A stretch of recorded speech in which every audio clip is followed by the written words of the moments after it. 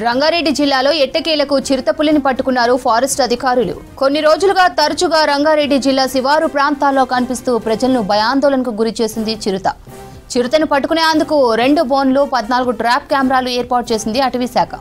2 బోన్లలో మేక పిల్లలను ఎరగా వేశారు అధికారులు. ఇవాళ మంచిరేవుల ఫారెస్ట్ టెక్ పార్కులో ఏర్పాటు చేసిన బోనులో చిక్కింది చిరుత. కాసేపట్లో చిరుతను జూ పార్కుకు తరలిస్తారని తెలిపారు అధికారులు.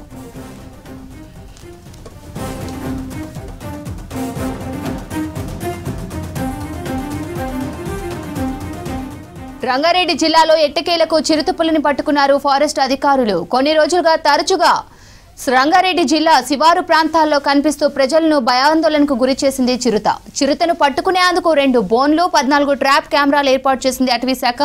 2 బోన్లలో మేక పిల్లలను ఎరగా వేశారు అధికారులు. ఇవాళ మంచిరేవుల ఫారెస్ట్ టెక్ పార్కులో ఏర్పాటు చేసిన బోనులో చిక్కింది చిరుత. కాసేపట్లో చిరుతను జూ పార్కు తరలిస్తామని తెలిపారు అధికారులు.